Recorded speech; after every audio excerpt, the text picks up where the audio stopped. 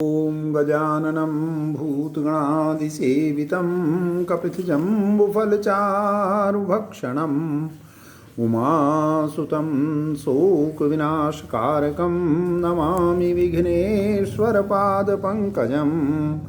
ॐ वक्रतुण्डमहाकाय सूर्यकोटिसम्प्रभ निर्विघ्नं कुरु मे देव सर्वकार्ये सुसर्वदा।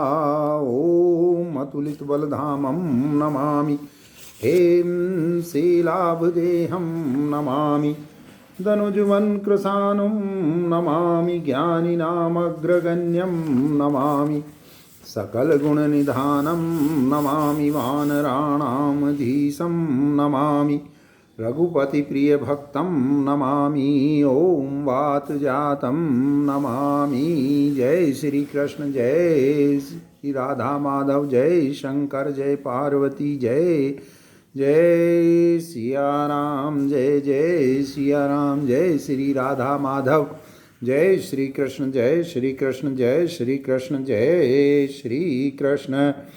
अथ पंचदशो अध्याय। ओम। क्योंकि कर्म करने वालों का कर्म फल और ज्ञानियों का ज्ञान फल मेरे अधीन है, इसलिए जो भक्ति योग से मुझे भजते हैं वे भी मेरी कृपा से गुणातीत होकर ज्ञान प्राप्ति के क्रम से मोक्ष लाभ करते हैं। तो फिर आत्म तत्व को यथार्थ जानने वालों के लिए तो कहना ही क्या है। सुतराम अर्जुन के न पूछने पर भी अपना तत्व कहने की इच्छा से भगवान उधर मूलम इत्यादि वचन बोले। यहाँ पहले वैराग्य के लिए वृक्ष स्वरूप की कल्पना करके संसार के स्वरूप का वर्णन करते हैं, क्योंकि संसार से विरक्त हुए पुरुष को ही भगवान का तत्व जानने में अधिकार है, अन्य को नहीं। अतः श्री भगवान बोले, उधर्व मूल मधे साक मस्त्वथम प्राहुर्वय्यम छंदासी यस्य पर्णानि यस्तम वेद से वेदवित। यह संसार रूप वृक्ष उधर्व मूल वाला है, काल की अपेक्षा भी सूक्ष्म, सबका कारण, नित्य और महान होने के कारण अव्यक्त माया शक्ति युक्त ब्रह्म सबसे ऊंचा कहा जाता है। वही इसका मूल है, इसलिए संसार वृक्ष ऊपर की ओर मूल वाला है, ऊपर मूल और नीचे शाखा वाला है। इस श्रुति से भी यही प्रमाणित होता है। पुराण में भी अव्यक्त रूप मूल से उत्पन्न हुआ, उसी के अनुग्रह से बढ़ा हुआ, बुद्धि रूप प्रधान शाखा से युक्त, बीच बीच में इंद्रिय रूप कोटरों वाला, महाभूत रूप शाखा प्रतिशाखाओं वाला, विषय रूप पत्तों वाला, धर्म और अधर्म रूप सुंदर पुष्पों वाला, तथा जिसमें सुख दुख रूप फल लगे हुए हैं, ऐसा यह सब भूतों का आजीव्य सनातन ब्रह्म वृक्ष है। यही ब्रह्म वन है, इसी में ब्रह्म सदा रहता है। ऐसे इस ब्रह्म वृक्ष का ज्ञान रूप श्रेष्ठ खड़ग द्वारा छेदन भेदन करके और आत्मा में प्रीति लाभ करके फिर वहाँ से नहीं लौटता इत्यादि। ऐसे ऊपर मूल और नीचे शाखा वाले इस माया में संसार वृक्ष को अर्थात महत तत्व अहंकार तन्मात्रा आदि शाखा की भांति जिसके नीचे हैं, ऐसे इस नीचे की ओर शाखा वाले और कल तक भी न रहने वाले इस क्षण भंगुर अश्वत्थ वृक्ष को अव्यय कहते हैं। यह माया में संसार अनादिकाल से चला आ रहा है, इसी से यह संसार वृक्ष अव्यय माना जाता है तथा यह आदि अंत से रहित शरीर आदि की परंपरा का आश्रय सुप्रसिद्ध है, अतः इसको अव्यय कहते हैं। उस संसार वृक्ष का ही यह अन्य विशेषण कहा जाता है। ऋक यजु और साम रूप वेद जिस संसार वृक्ष के पत्तों की भांति रक्षा करने वाले होने से पत्ते हैं, जैसे पत्ते वृक्ष की रक्षा करने वाले होते हैं, वैसे ही वेद धर्म अधर्म उनके कारण और फल को प्रकाशित करने वाले होने से संसार रूप वृक्ष की रक्षा करने वाले हैं। ऐसा जो यह विस्तार पूर्वक बतलाया हुआ संसार वृक्ष है, इसको जो मूल के सहित जानता है वह वेद को जानने वाला अर्थात वेद के अर्थ को जानने वाला है, क्योंकि इस मूल सहित संसार वृक्ष से अतिरिक्त अन्य जानने योग्य वस्तु अणु मात्र भी नहीं है। अर्थात जो इस प्रकार वेदार्थ को जानने वाला है वह सर्वज्ञ है। इस प्रकार मूल सहित संसार वृक्ष के ज्ञान की स्तुति करते हैं। उसी संसार वृक्ष के अन्य अंगों की कल्पना कही जाती है। ऊर्ध्व प्रसिद्धास्तस्य शाखा गुण प्रवृद्धा विषय प्रवालाः अधश्च मूलान्युसंततानि कर्मानुबंधीनि मनुष्यलोके। अपने उपादान कारण रूप सत्व रज और तम, इन तीनों गुणों से बढ़ी हुई स्थूल भाव को प्राप्त हुई और विषय रूपी कोपलों वाली उस वृक्ष की बहुत सी शाखाएं, जो कि अपने अपने कर्म और ज्ञान के अनुरूप कर्म और ज्ञान की फलस्वरूपा योनियां हैं, नीचे की ओर मनुष्यों से लेकर स्थावर पर्यंत और ऊपर की ओर धर्म यानी विश्वकर्ता ब्रह्मा पर्यंत वृक्ष की शाखाओं के समान फैली हुई हैं। कर्म फल रूप देहादि शाखाओं से शब्दादि विषय कोपलों के समान अंकुरित से होते हैं, इसलिए वे शरीरादि रूप शाखाएं विषय रूपी कोपलों वाली हैं। संसार वृक्ष का परम मूल उपादान कारण पहले बतलाया जा चुका है। अब कर्म फल जनित राग द्वेष आदि की वासनाएं, जो मूल के समान धर्म अधर्म विषयक प्रवृत्ति का कारण और अवान्तर से आगे पीछे होने वाली हैं, उनको कहते हैं। वे मनुष्य लोक में कर्मानुबंधिनी वासना रूप मूलें देवादि की अपेक्षा नीचे भी अविच्छिन्न रूप से फैली हुई हैं। पुण्य पाप रूप कर्म जिनका अनुबंध यानी पीछे पीछे होने वाला है, अर्थात जिनकी उत्पत्ति का अनुवर्तन करने वाला है, वे कर्मानुबंधी कहलाती हैं। यहाँ मनुष्यों का ही विशेष रूप से कर्म में अधिकार प्रसिद्ध है, इसलिए वे मूलें मनुष्य लोक में कर्मानुबंधिनी बतलाई गई हैं। यह जो वर्णन किया हुआ संसार वृक्ष है, न रूपम सहे तथोपलभ्यते नान्तो न चार्दीर्ण च संप्रतिष्ठा अश्वत्थे मेनम सुविरूढ़ मूलम संघ शस्त्रेण दृढ़ेन छित्वा। ओम जय श्री कृष्ण, जय श्री कृष्ण। इसका स्वरूप जैसा यहाँ वर्णन किया गया है वैसा उपलब्ध नहीं होता, क्योंकि यह स्वप्न की वस्तु मृग तृष्णा के जल और माया रचित गंधर्व नगर के समान होने से देखते देखते नष्ट होने वाला है। इसी कारण इसका अंत अर्थात अंतिम अवस्था अवसान या समाप्ति भी नहीं है तथा इसका आदि भी नहीं है। अर्थात यहाँ से आरंभ होकर यह संसार चला है ऐसा किसी से नहीं जाना जा सकता, और इसकी संप्रतिष्ठा स्थिति यानी आदि और अंत के बीच की अवस्था भी किसी को उपलब्ध नहीं होती।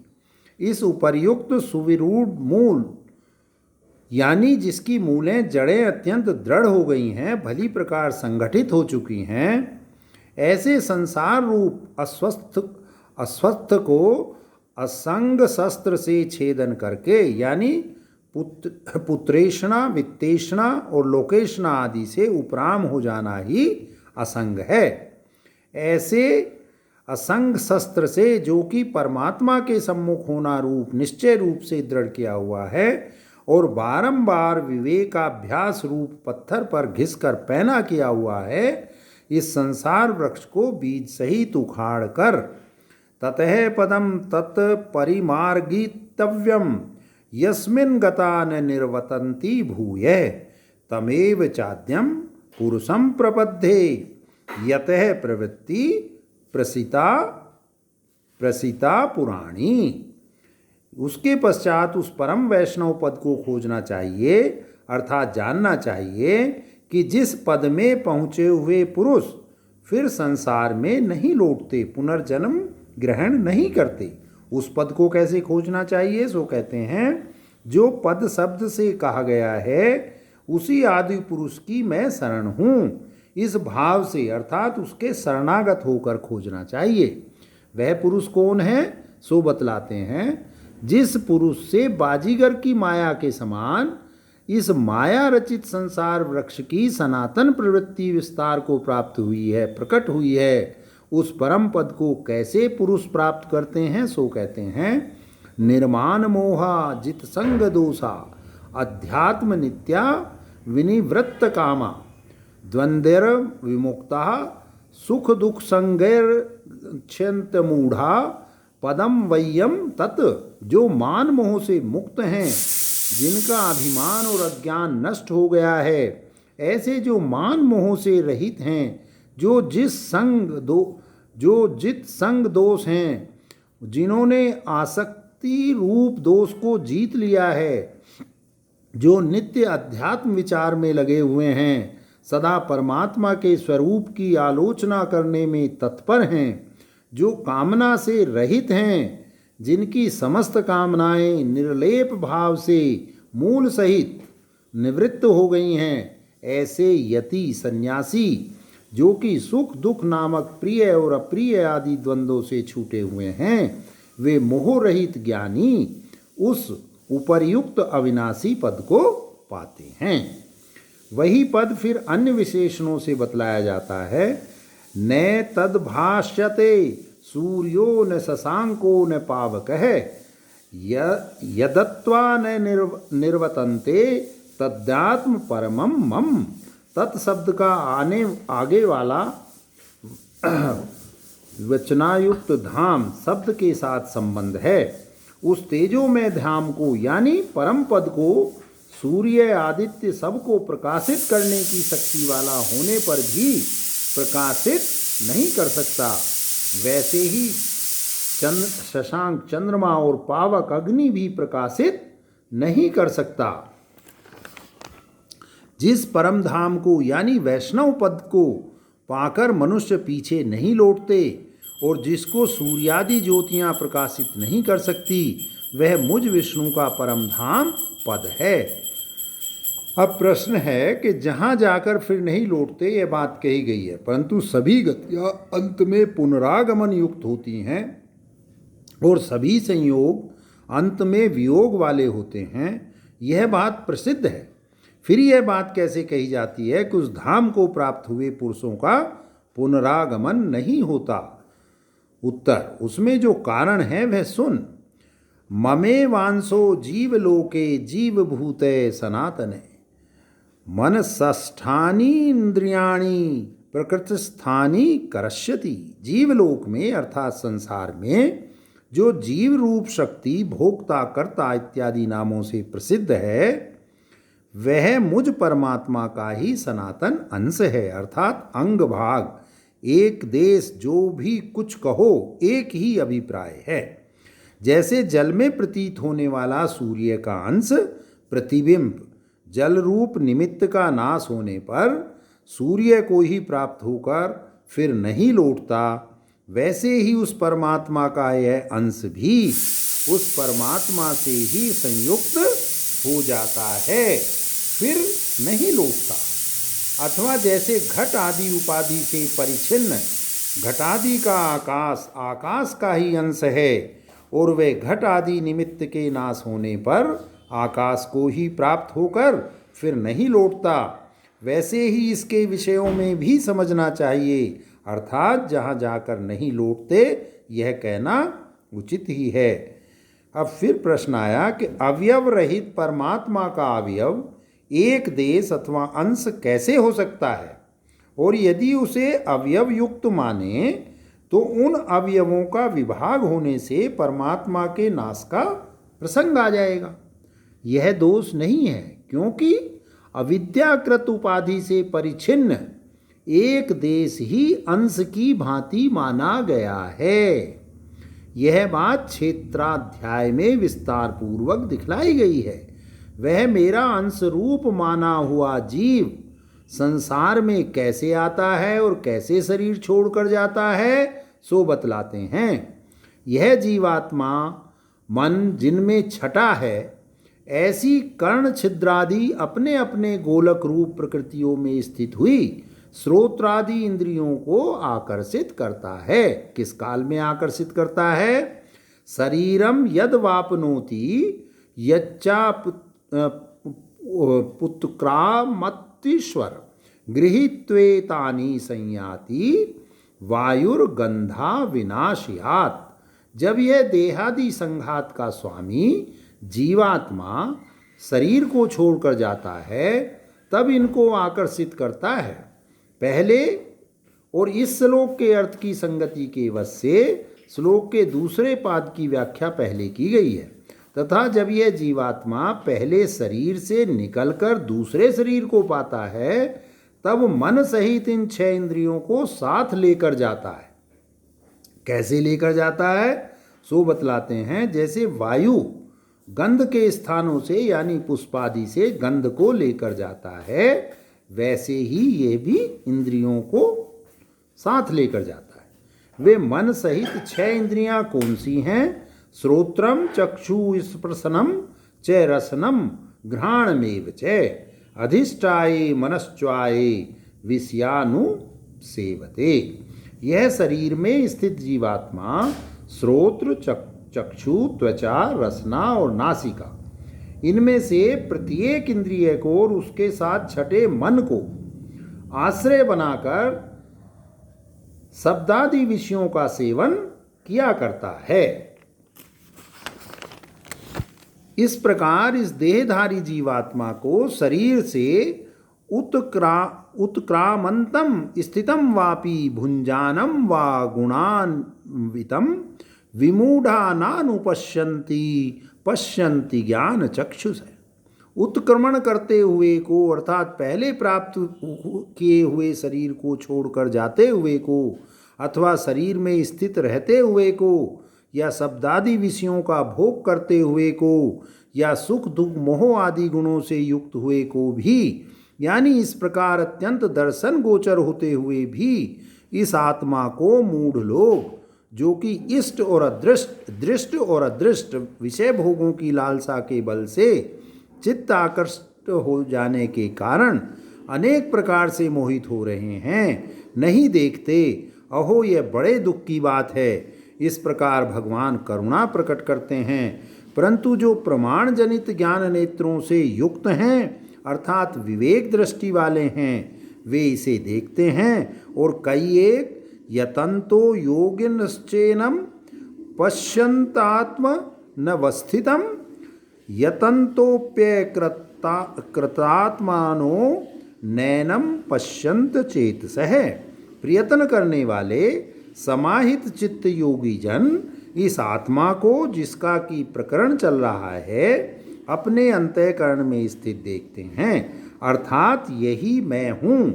इस प्रकार आत्मस्वरूप का साक्षात किया करते हैं।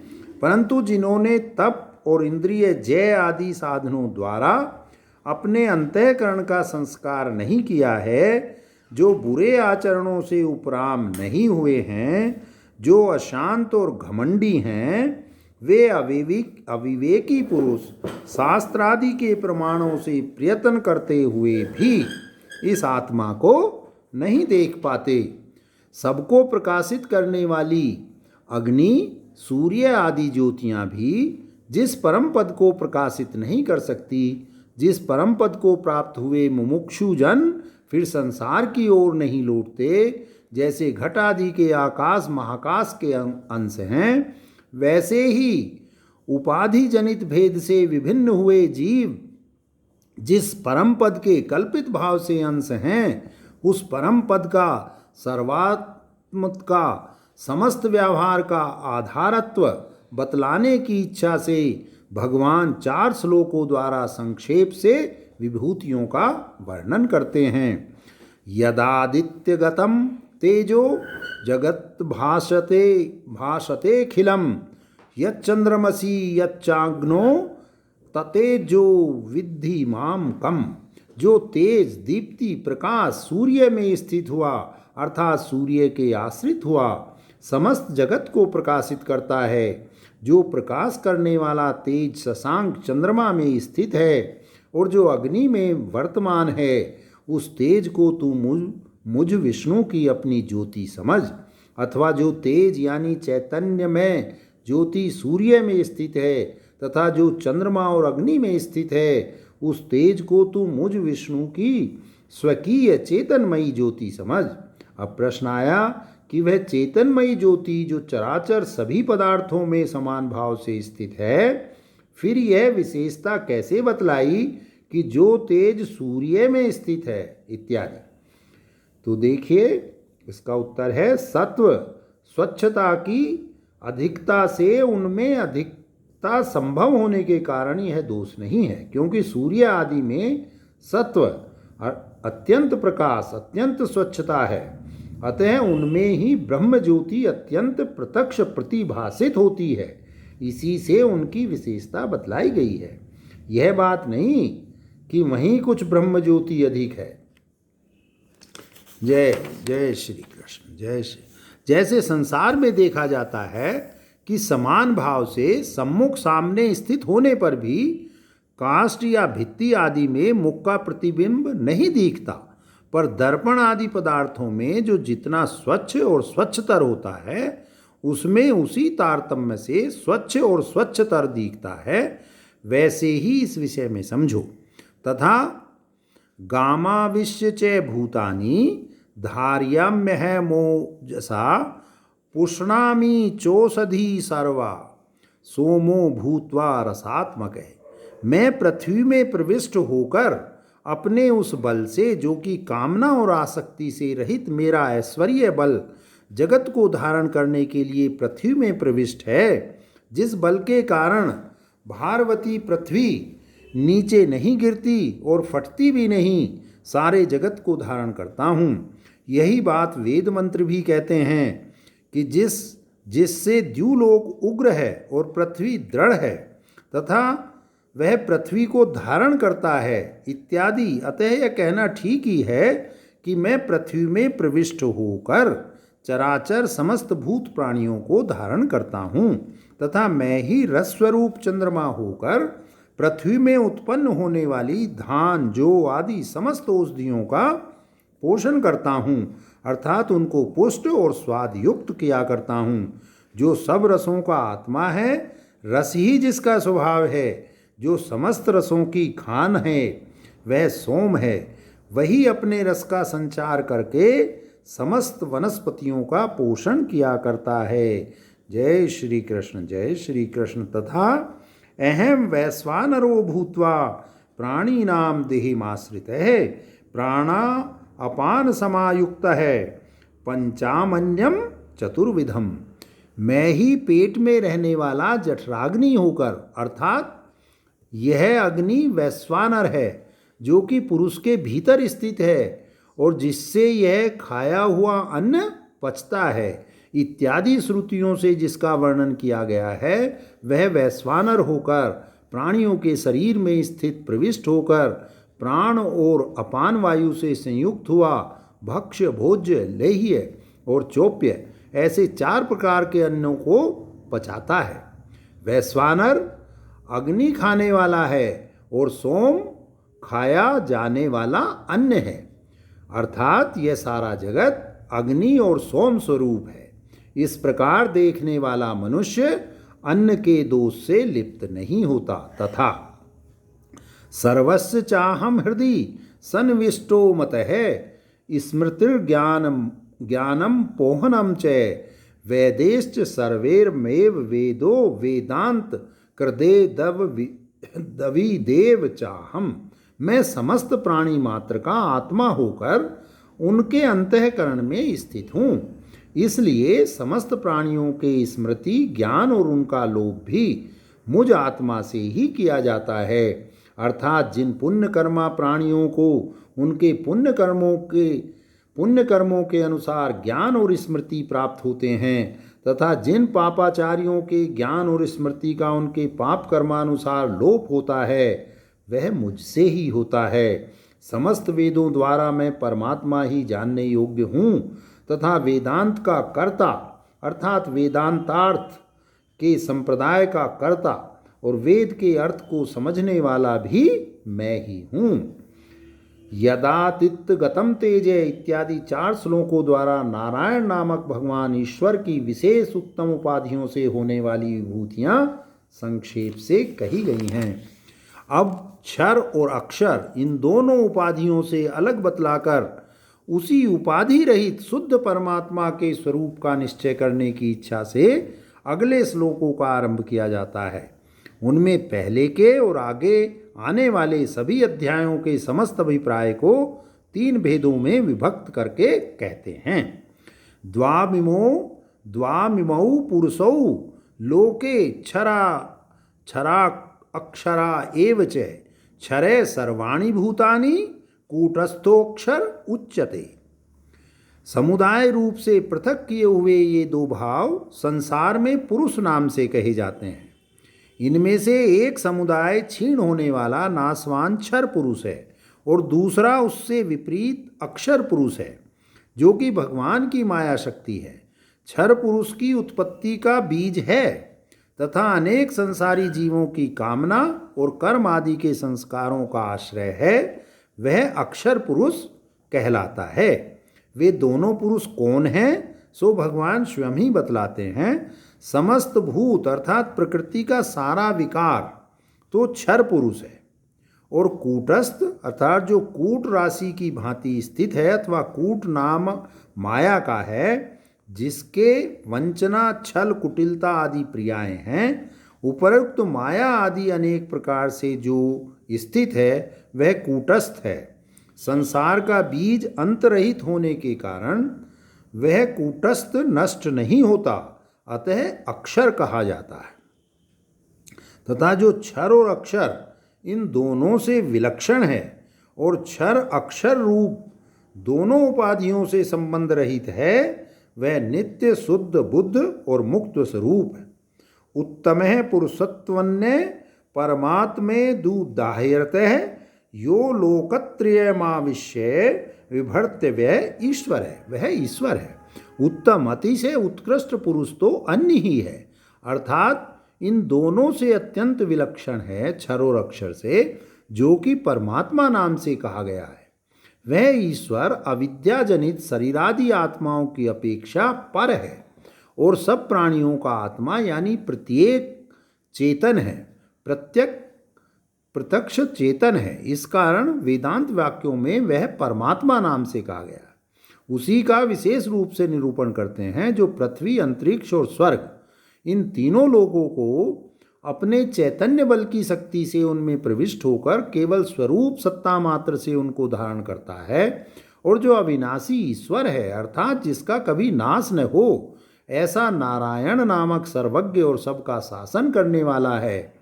उपर्युक्त ईश्वर का पुरुषोत्तम यह नाम प्रसिद्ध है। उसका यह नाम किस कारण से हुआ, इसकी हेतु सहित उत्पत्ति बतलाकर नाम की सार्थकता दिखलाने के लिए भगवान इस प्रकार अपना स्वरूप बतलाते हैं कि मैं निरतिशय ईश्वर हूँ।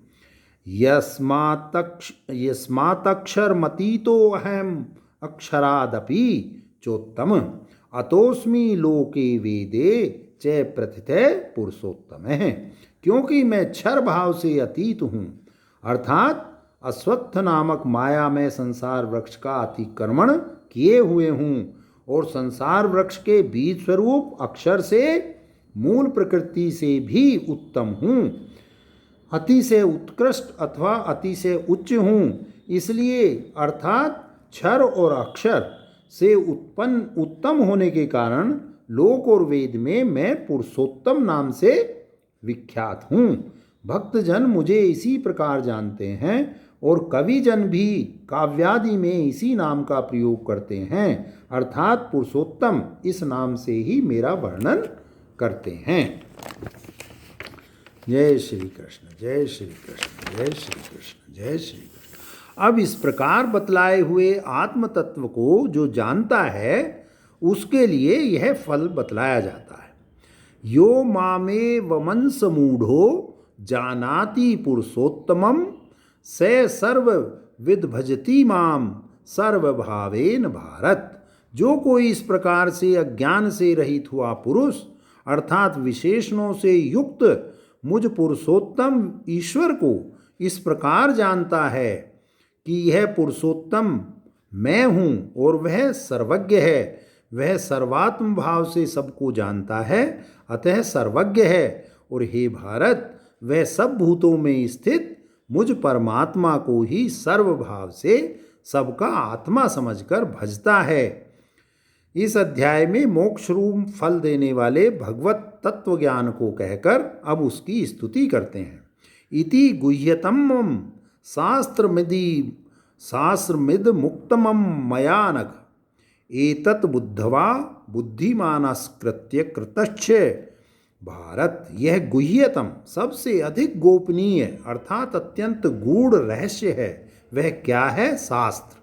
यद्यपि सारी गीता का नाम ही शास्त्र कहा जाता है, परंतु यहाँ स्तुति के लिए प्रकरण से यह 15वां अध्याय ही शास्त्र नाम से कहा गया है, क्योंकि इस अध्याय में केवल सारे गीता शास्त्र का अर्थ ही संक्षेप से नहीं कहा गया है, किंतु इसमें समस्त वेदों का अर्थ भी समाप्त हो गया है।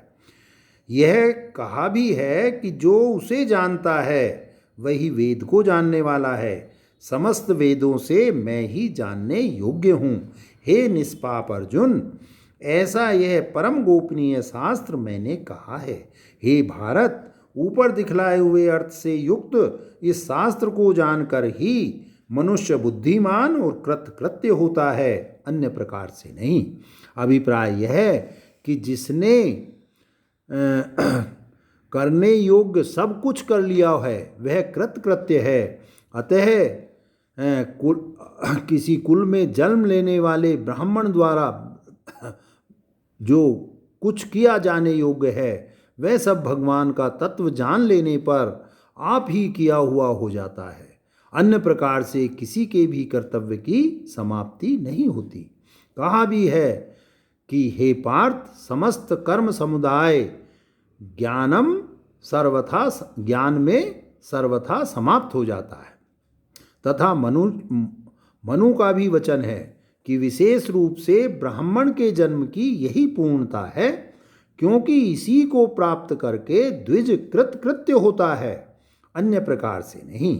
हे भारत, क्योंकि तूने मुझसे यह परमार्थ तत्व सुना है इसलिए तू कृतार्थ हो गया है। जय श्री कृष्ण, जय श्री कृष्ण। ब्रह्म विद्याया योग शास्त्रम श्री कृष्णार्जुन संवाद पुरुषोत्तम योगो नाम 15 अध्याय संपूर्णम।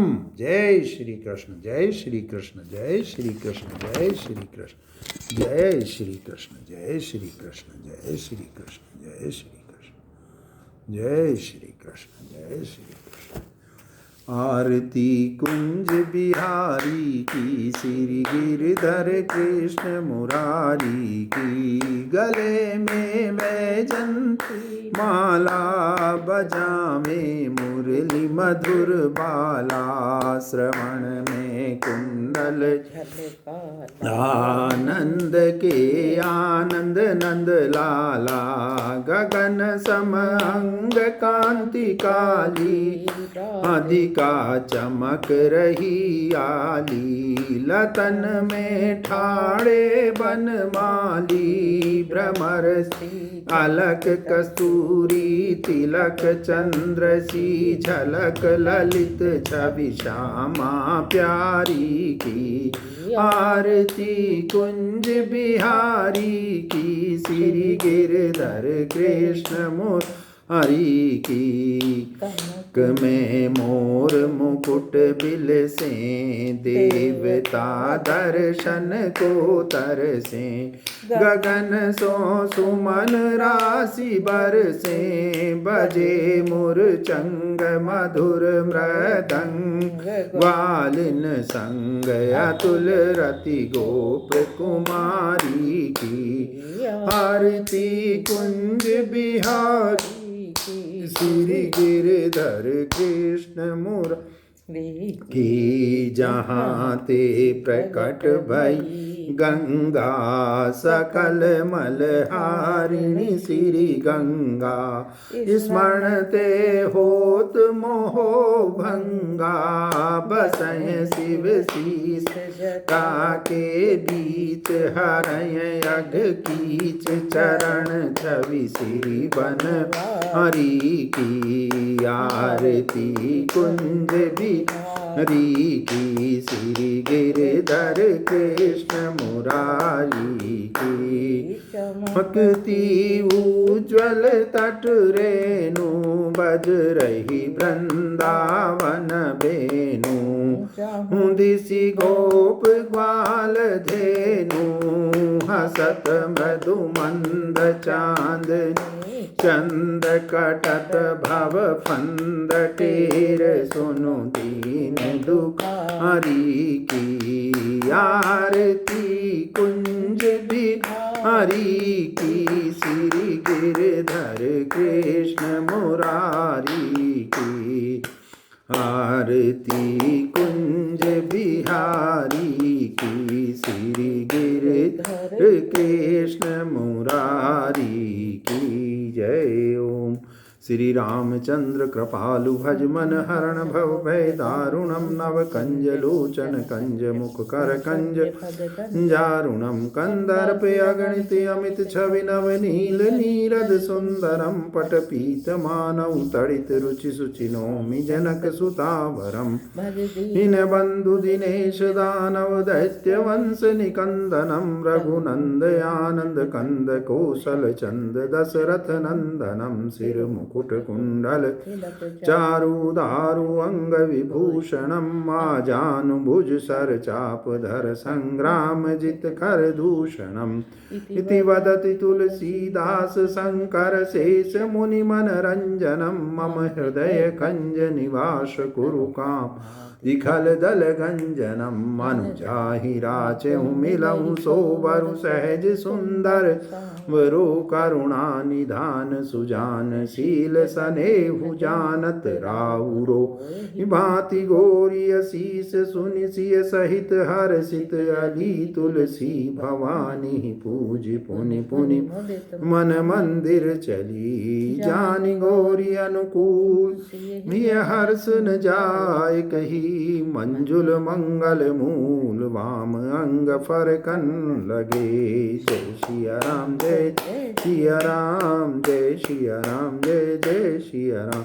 ओम त्वमेव माता च पिता त्वमेव बंधुश्च सखा त्वमेव विद्या द्रविणं त्वमेव शरणं मम देव देव। ओम अतुलितबलधामं नमामि हेमशैलाभदेहं नमामि धनुजवन कृशानं नमामि ज्ञानिनामग्रगण्यं नमामि सकलगुणनिधानं नमामि वानराणां नमामि रघुपतिप्रियभक्तं नमामि ॐ वातजातं नमामि ॐ यं शैवासमुपाश्यते शिविति ब्रह्मेति वेदान्तिनो बुद्धा बोधिति प्रमाणपटवै कर्तेति नैयायिका सोऽयं नो विदान्तु वाञ्छितफलं त्रिलोक्यनाथो हरि ओम्। कर्पूरगौरं करुणावतारं संसारसारं भुजगेन्द्रहारं सदा वसन्तं हृदयारविन्दे भवं भवानी सहितं नमामि। जय श्री कृष्ण जय जय श्री कृष्ण जय गणपति जय जय गणेश जय श्री राधा माधव।